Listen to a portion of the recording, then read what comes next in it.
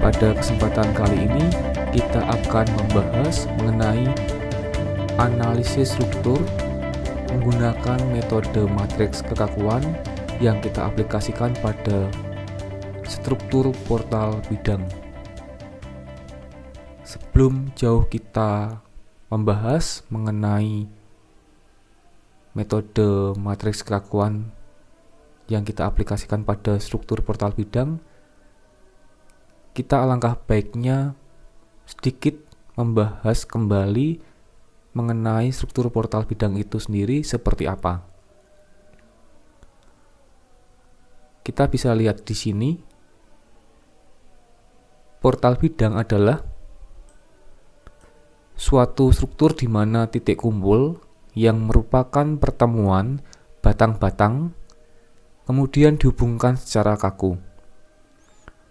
Portal bidang biasanya merupakan bagian dari struktur 3 dimensi pada salah satu sumbu tertentu.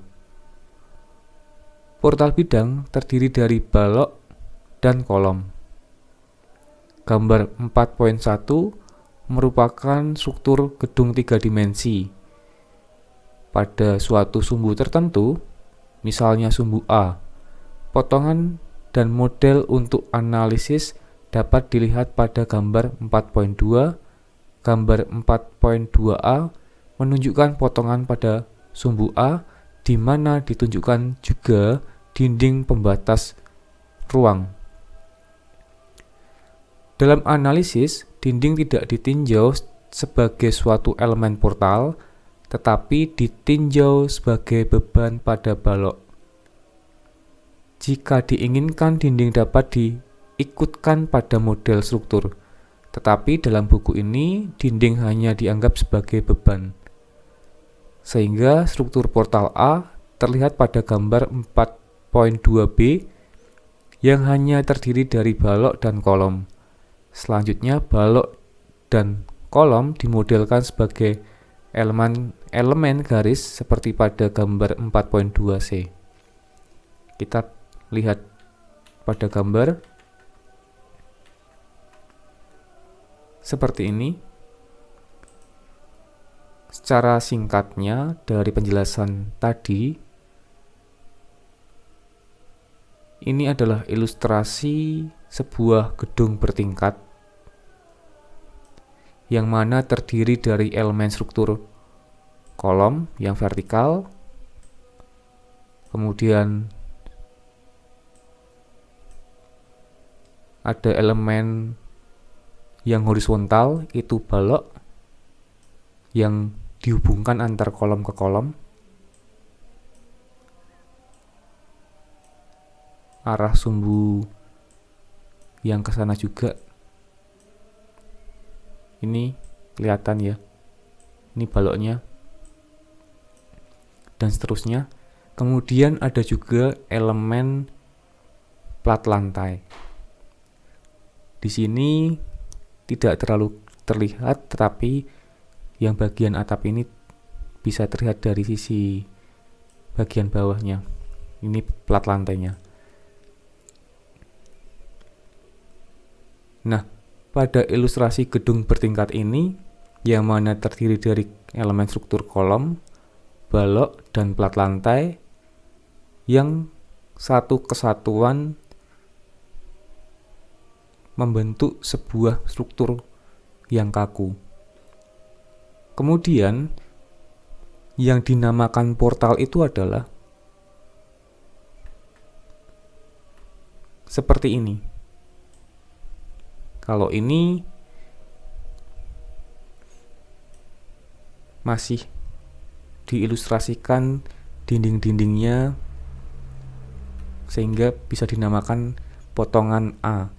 Ini A. Jadi kita melihat sisi dari sini, kita melihat ke sana, dan ini kita jadikan potongan A. Ketika kita melihat ke sana dan ini potongan A, maka ini merupakan sebuah portal yang berisi dinding-dinding. Nah, kemudian dalam analisis struktur kita, dinding dijadikan sebuah beban. Kemudian ketika dinding dijadikan sebuah beban, tinggallah portal yang berisi elemen struktur, balok dan kolom. Seperti ini. Ini baloknya, dan seterusnya, ini kolomnya yang vertikal. Kemudian, untuk mempermudah dalam perhitungan, kita buat lebih simpel lagi portal itu yang tadinya masih terlihat dimensi penampangnya seperti ini. Nah, kita buat sebagai garis saja biar lebih simpel, memudahkan dalam sketsa di perhitungan. Demikian yang namanya portal dari sebuah gedung bertingkat. Kita bisa saja meninjau potongan B atau kita meninjau portal B. Contohnya portal A ini adalah yang paling tepi, ini portal B, ini portal C, dan seterusnya. Bisa juga kita meninjau portal yang sisi sini. Jadi di sini ibaratnya adalah garis perpotongannya, kita melihat dari sisi sini. Portalnya bukan lagi bentuknya seperti ini, tapi bentuknya yang ini. Ada kolom 1, 2, 3, 4, 5, 6. Kolom 1, 2, 3, 4, 5, 6. Kemudian jumlah lantainya 1, 2, 3, 4, 5, 6. 1 ini tanah, muka tanah. Lalu ini 2, 3, 4, 5, 6. Kira-kira seperti itu. Nah, ini portal yang kita tinjau dari sisi, kita lihat dari sisi sini. Jadi ibaratkan gedung itu seperti sebuah roti yang berbentuk 3 dimensi. Kita bisa saja melihat sisi, entah dari sisi X, Y, bagian samping sini atau samping sana, atau bagian depan sini atau belakang sana, bisa dari segala perspektif. Kemudian kita bisa memotong roti itu di mana saja, ibaratkan dipotong di sini, maka terlihatlah bagian area sini perpotongan. Kemudian kalau misalkan sebuah gedung seperti ini, karena kita sebagai perencana struktur, kita khusus bukan melihat potongannya, tetapi melihat portal yang akan kita tinjau. Jadi kita langsung saja bisa menuliskan atau menggambarkan portal mana yang akan kita tinjau, entah portal A, B, C, D, E, atau yang bagian sini, tergantung kita mau meninjau yang bagian mana. Dan ilustrasi roti itu bisa kita gunakan agar kita mempermudah melihat potongan bangunan itu dari mana. Kira-kira seperti itu gambarannya. Semoga bisa ditangkap. Kemudian kita sudah tahu ilustrasi portal bidang itu seperti apa. Nah, kita bandingkan dengan yang sudah kita bahas mengenai rangka bidang. Seperti ini. Ini adalah pembahasan mengenai rangka bidang. Ilustrasinya, rangka bidang kita ingat berbeda dengan portal bidang ini. Secara ilustrasi, rangka bidang adalah batang-batang yang saling terhubung membentuk bentuk atau sudut seperti segitiga. Ini batang-batang atau rangka struktur yang terhubung di join-join sini membentuk segitiga-segitiga sini, dan sudut-sudutnya menyerupai sudut-sudut dari segitiga dengan variasi besaran sudutnya. Apabila portal, kebanyakan sudut-sudutnya 90 derajat, tapi apabila portalnya bentuknya miring, bisa juga tergantung bangunan kita atau bentuk portal kita. Contohnya saja, bangunan kita memang dibuat miring, seperti katakanlah menara Pisa. Menara Pisa itu tidak sengaja miring, tapi katakanlah bangunan kita seperti itu, jadi miring gini. Ini juga dinamakan portal. Seperti itu.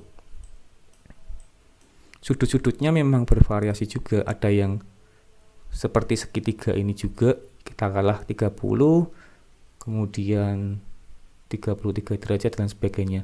Tapi ini dinamakan portal, sedangkan ini rangka. Kemudian apabila rangka bidang dan juga portal bidang itu bentuknya 2 dimensi, yaitu arah X dan arah Y saja. Apabila arah Z juga, maka dinamakan portal ruang, atau kalau yang rangka menjadi rangka ruang seperti ini. Ini rangka ruang, kalau yang ini rangka bidang. Kemudian kalau portal bidang ini 2 dimensi, kalau portal ruang gedung ini sendiri.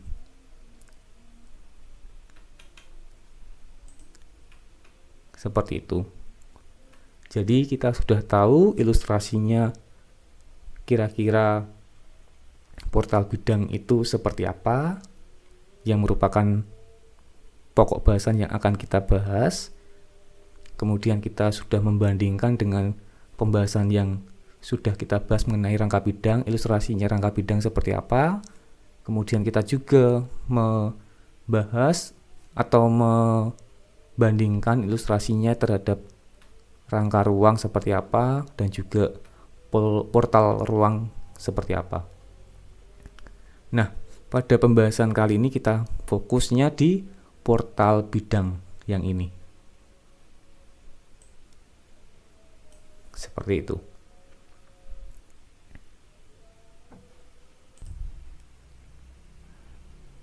Kemudian kita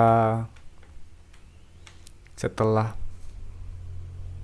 mengetahui atau membahas mengenai portal bidang itu secara definisi dan juga ilustrasi seperti apa, kita sekarang masuk ke tahapan dalam analisis struktur metode matriks kekakuan portal bidang.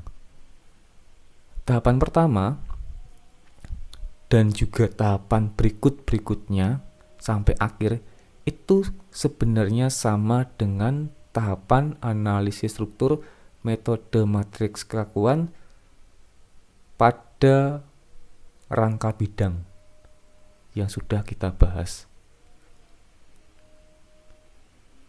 Dalam tahapan-tahapan analisis struktur metode matriks kekakuan pada rangka bidang, kita bisa melihat kemarin tahapan-tahapannya. Pertama adalah menentukan derajat kebebasan dari rangka bidang itu sendiri. Kemudian kita masuk formulasi dari matriks kekakuan untuk rangka bidangnya. Begitu juga dengan portal bidang, sama. Ya, itu kita perlu mencari derajat kebebasan dari portal bidang kita dahulu. Kemudian kita baru masuk formulasi matriks dari portal bidang kita. Yang membedakan adalah apabila dalam portal bidang Untuk derajat kebebasannya kira-kira seperti ini. Secara sekilas dulu ya. Kemudian untuk matriks formulasinya sebenarnya sama juga, hanya saja jumlah ordonya dari matriks formulasinya lebih besar. Sekilas dulu, nanti kita bahas lebih detail. Sekilas dulu. Nah, contohnya saja ini, matriks formulasinya. Ini dalam menghitung atau matriks formulasi masih matriks gaya batangnya. Ada jumlah barisnya 1, 2, 3, 4, 5, 6. Kemudian kolomnya juga 6. Itu untuk portal bidang yang akan kita bahas. Sedangkan kalau yang kemarin, rangka bidang, itu jumlahnya lebih sedikit. Ini. Nah, hanya barisnya jumlahnya 1, 2, 3, 4, kemudian kolomnya juga 1, 2, 3, 4, lebih sedikit dibandingkan yang portal bidang. Persamaan di dalamnya pun ada perubahan atau perbedaan juga, yang mana kalau yang rangka bidang hanya 2 persamaan umum EA per L, kemudian plus minusnya bisa dilihat di sini dalam formulasi umumnya. Apabila untuk yang portal bidang lebih banyak variasinya, tidak hanya ini, tapi lebih bervariasi. Seperti itu. Ini baru kita sekilas dulu melihat matriks formulasi dari beberapa parameter yang akan kita cari nanti. Untuk mencari kekakuan batang juga matriksnya seperti ini. Dari ini tadi ya, dijadikan ke sini. Kemudian U-nya ini lebih kompleks juga. Kalau yang kemarin U-nya cuma ini. Ada sama juga 4 kolom, 4 baris. Kalau ini 6 kolom, 6 baris. Dan seterusnya. Tahapannya sama. Yang membedakan adalah lebih ke jumlah kolom dan baris setiap formulasi matriks dari setiap pencarian parameternya. Kalau tahapan umumnya sama. Nah, kita balik dulu. Balik kembali ke atas. Kita bahas satu persatu.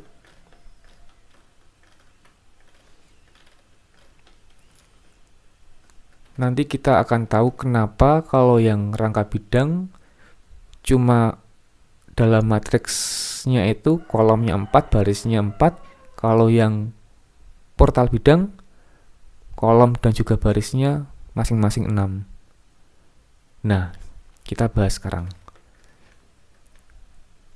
Perbedaan itu ada pada derajat kebebasannya.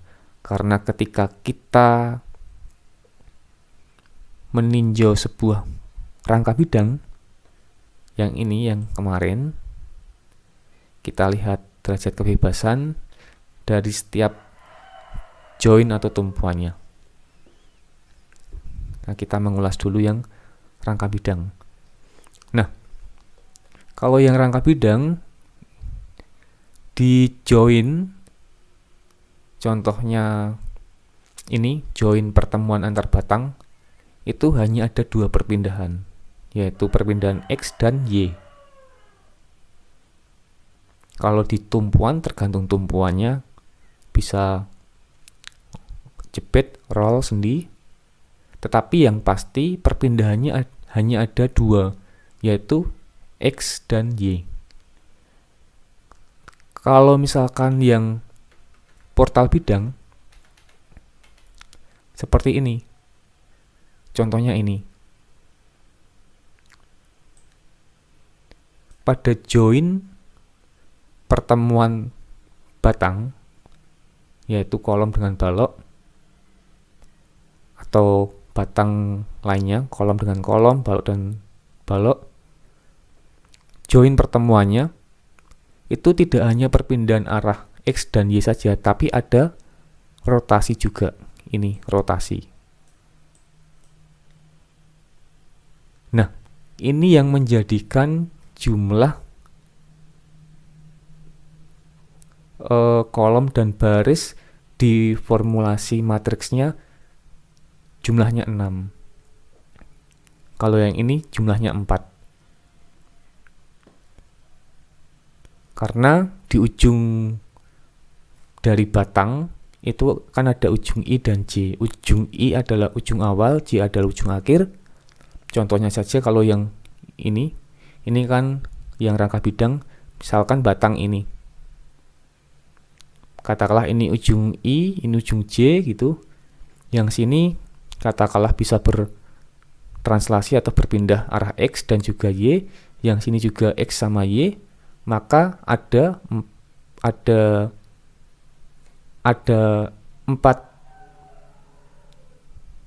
perpindahan atau 4 kemungkinan perpindahan, yaitu yang sini ada 2, yang sini juga ada 2. Makanya dalam jumlah baris dan kolom pada formulasi matriksnya itu 4 kali 4. Kan ada 1, 2, 3, 4. Itu.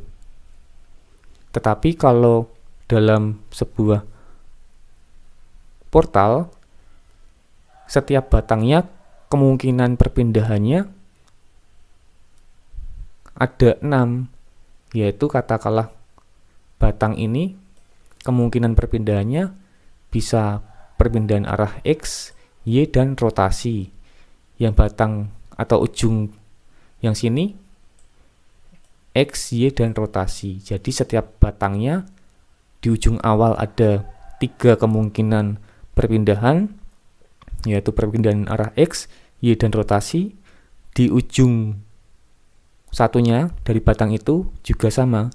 Kemungkinan ada 3 perpindahan arah X, Y, dan rotasi. Sehingga jumlah ordonya dari formulasi matriksnya 6 kali 6. Seperti itu. Nah, itu perbedaan mendasar dari rangka bidang dan portal bidang. Ini rangka bidang dan ini portal bidang. Seperti itu dalam pembahasan perbedaan yang paling mendasar dari rangka bidang dan portal bidang.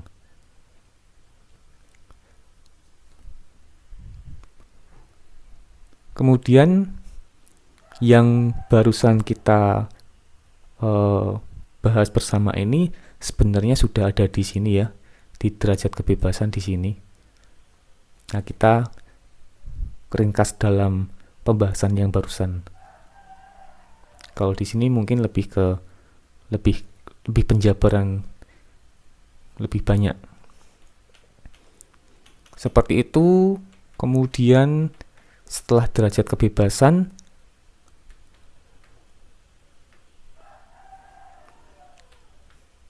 nah ini kita lihat dulu ya, derajat kebebasannya jumlahnya berapa.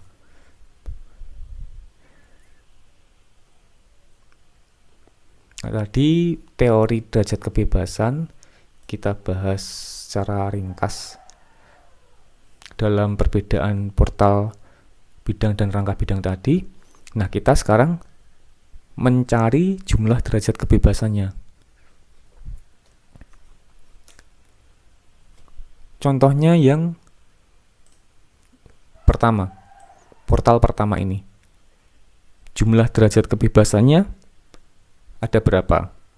Kalau tumpuannya jepit, maka dia tidak ada perpindahan arah X, Y, dan rotasi.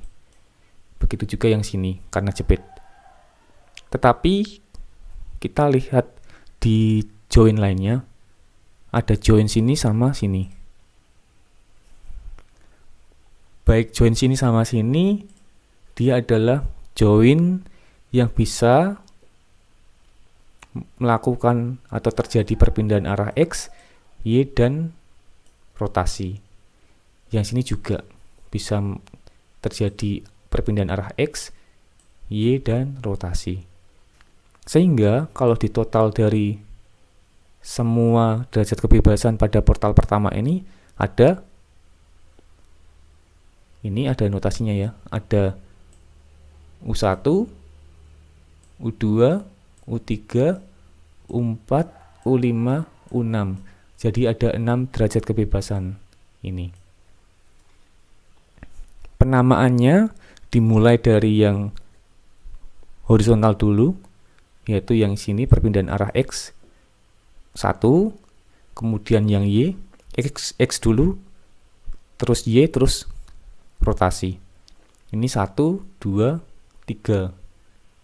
Terus dilanjutkan 4, 5, 6. Seperti itu. Kemudian kita lanjut ke portal yang kedua. Kita melakukan atau mencari jumlah derajat kebebasannya. Yang membedakan dengan portal pertama adalah tumpuannya. Tumpuannya ini berupa sendi.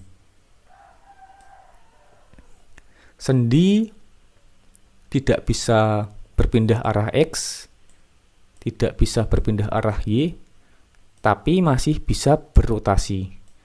Sehingga di tumpuan sendi ini ada 1 derajat kebebasan. Kita namakan U1. Kemudian di sisi satunya, kaki portal satunya, tumpuannya juga sendi. Ini sama, tidak bisa.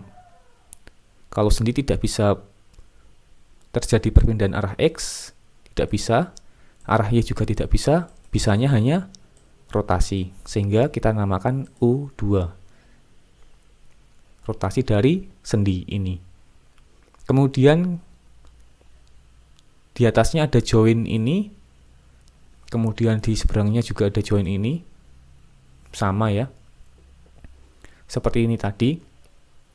Nah, ini ada katakanlah join 3 ini bisa terjadi perpindahan arah X, Y, dan rotasi. Begitu juga yang join 4 bisa terjadi perpindahan arah X, Y, dan rotasi. Sehingga jumlah derajat kebebasannya ada, ini tadi 1, ini 2, terus ini 3, 4, 5, 6, 7, 8. Ada 8 derajat kebebasan.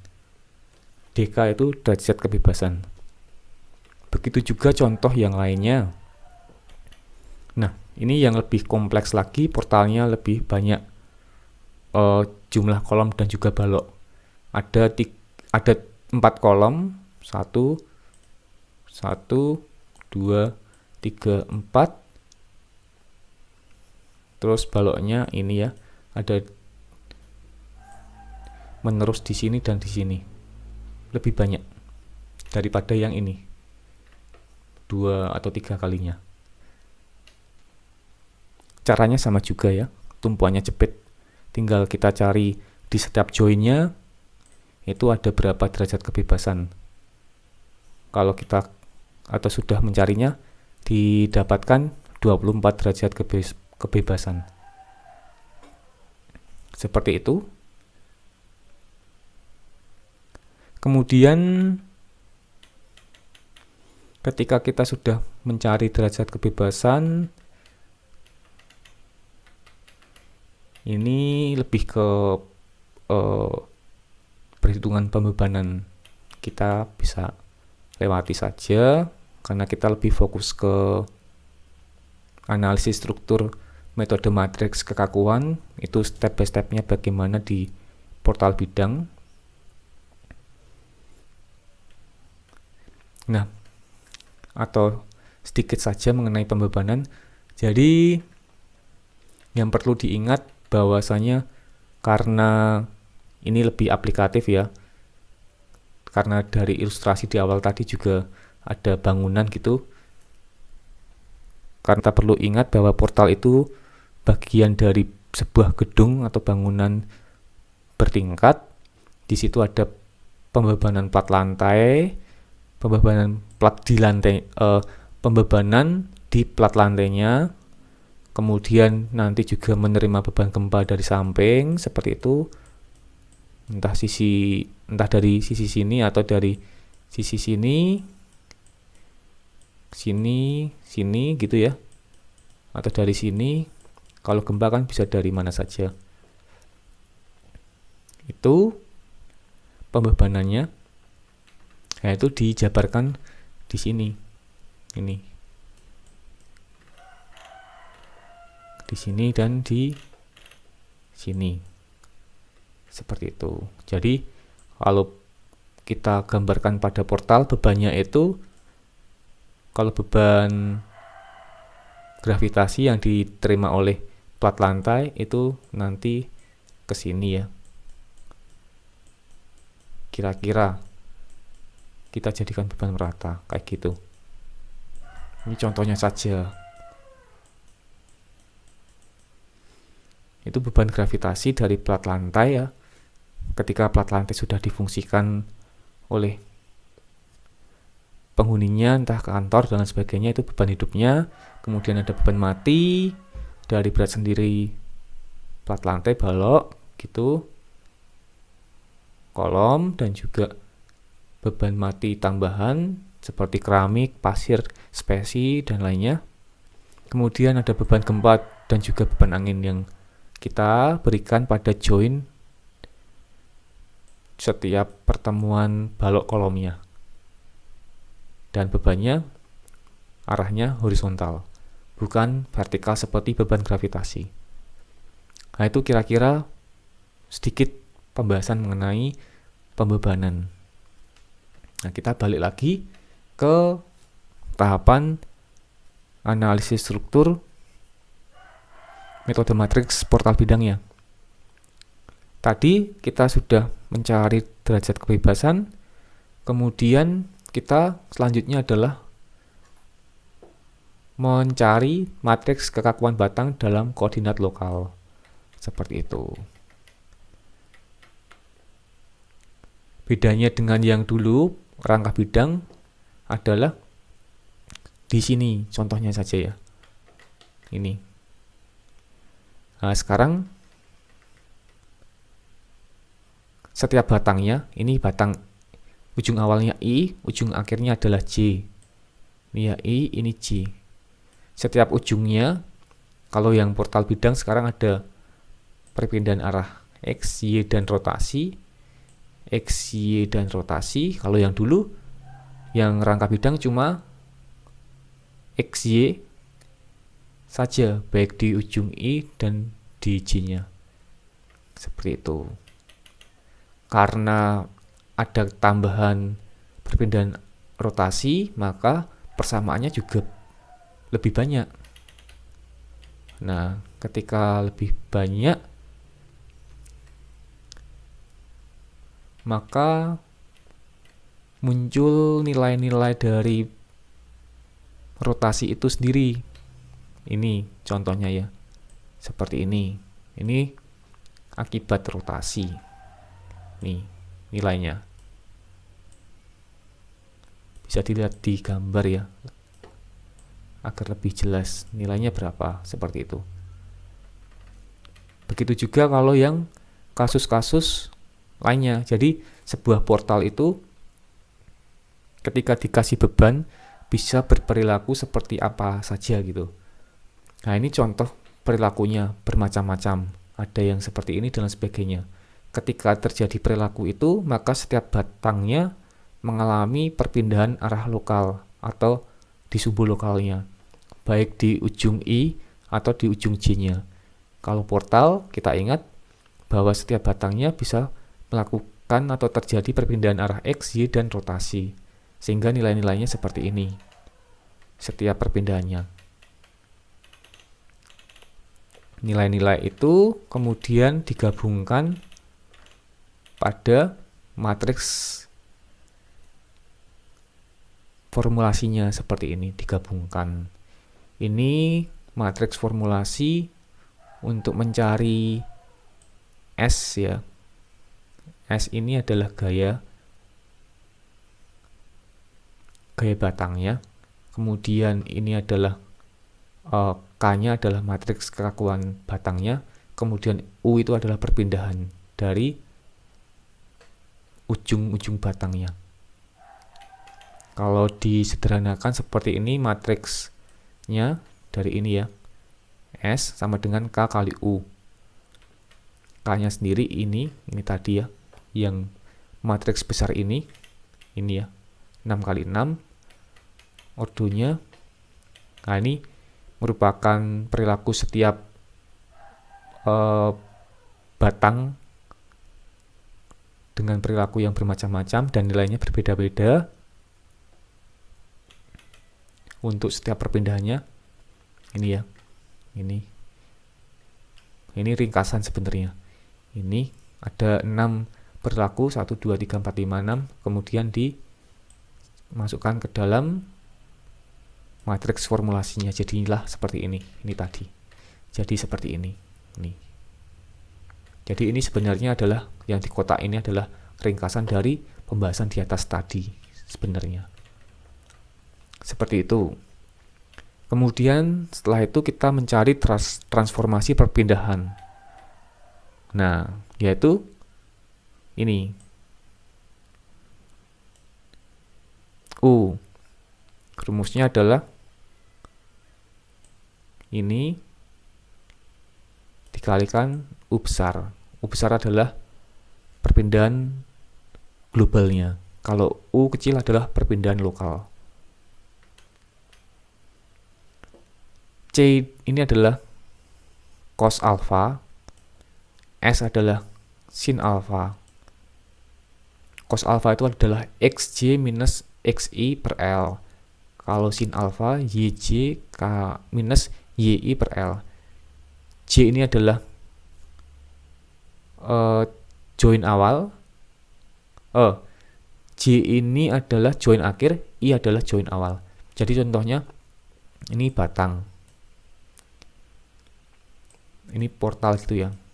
Portal sederhana. Nah, kita contohnya mau meninjau batang yang ini, batang 1. Ini. Nah, kita bisa mengasumsikan sendiri I-nya dari mana, I-nya yang mana, J-nya yang mana. Jadi portal sederhana ini ada 3 batang, batang 1, batang 2, batang 3. Kita ingin meninjau batang 1 ini, kita asumsikan I-nya yang ini, J-nya yang ini. Batang yang 2, I-nya yang ini, J-nya yang ini. I adalah join awal, J adalah join akhir. Kita terserah menentukan I-nya yang mana, J yang mana. Yang penting konsisten dari awal sampai akhir. Seperti itu. Kemudian, nah ini matriks. Ini tadi. Ini transposnya. Ini ya. Ini. Jadi ini kalau disederhanakan menjadi ini. U sama dengan T kali U besar. T-nya sendiri atau perpindahannya transformasinya ini. Seperti itu. Kemudian kita masuk transformasi gaya. Yaitu ini S besar sama dengan matriks transformasi kali P. P ini adalah beban atau gaya, sama saja, yang bekerja pada setiap join pada setiap batangnya, baik di ujung awal atau di ujung akhir. Seperti itu. Kalau disederhanakan, ini S sama dengan T besar kali P besar. Kemudian kita mencari matriks kekakuan dalam koordinat global. Matriksnya bisa kita lihat di sini. Seperti itu. Jadi di sini kita sudah masuk ke matriks kekakuan koordinat global. Sudah global, sudah satu struktur portal. Kalau yang tadi kita baru matriks kekakuan setiap batangnya, masih lokal. Nah, pada matriks koordinat global ini adalah matriks koordinat lokal atau dari setiap batangnya kita kumpulkan pada matriks koordinat global. Jadi yang batang-batang itu matriksnya apa saja? Contohnya ada 3 batang. Matriksnya apa aja? Kita kumpulkan ke matriks globalnya berdasarkan penamaan ujung batangnya, yaitu tadi U1, U2, U3 seperti itu. Jadi kan ujung batangnya ada perpindahan arah X, Y, dan rotasi. Nah, kita sesuaikan sesuai nomor atau penamaan di awal.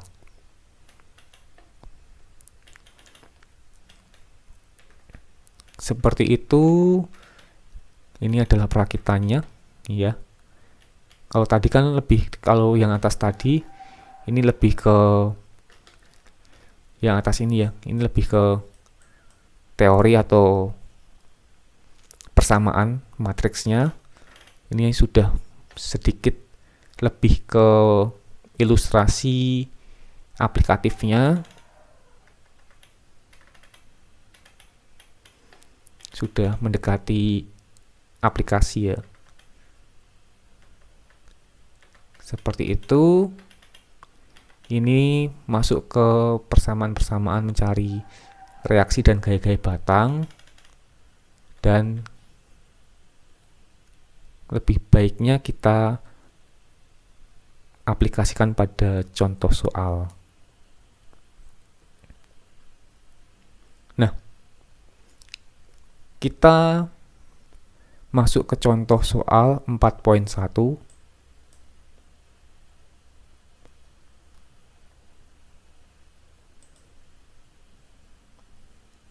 Pada contoh soal 4.1 ini diketahui atau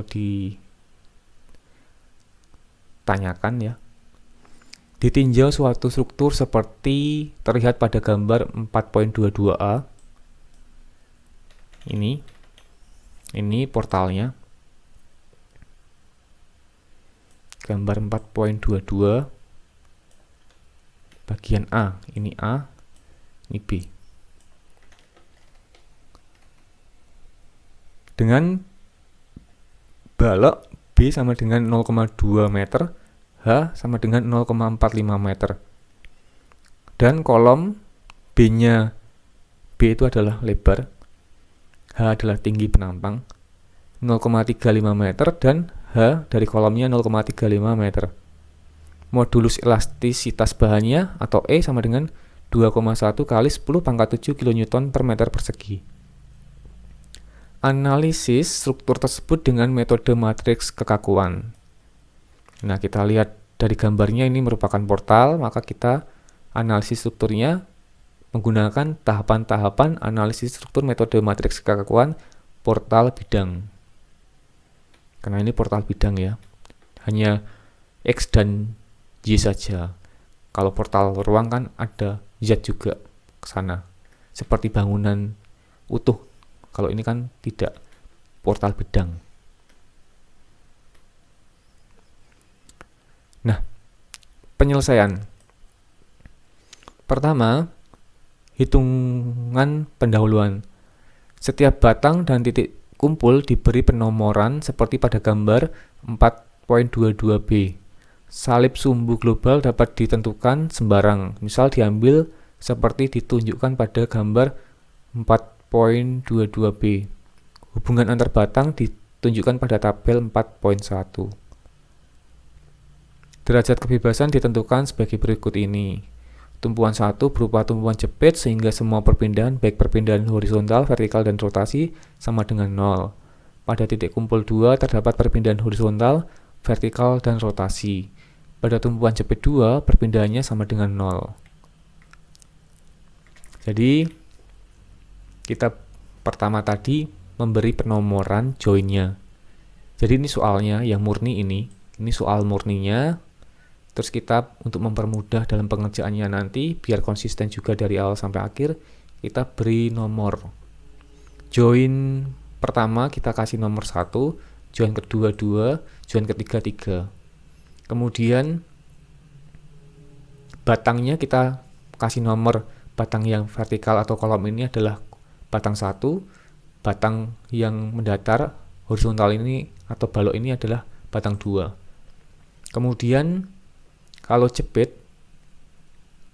kan tidak bisa berpindah arah X, Y, dan rotasi. Maka tidak ada derajat kebebasannya. Tumpuan jepit ini juga tidak ada.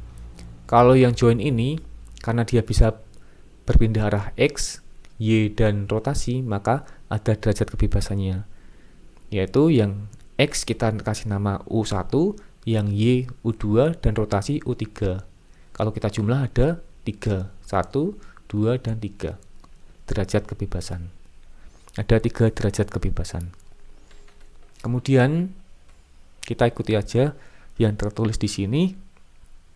Ini ya, dengan demikian struktur mempunyai 3 derajat kebebasan ini. Udah barusan. Kemudian dari data ukuran batang dapat dihitung luas tampang dan momen inersia sebagai berikut ini. Batang 1.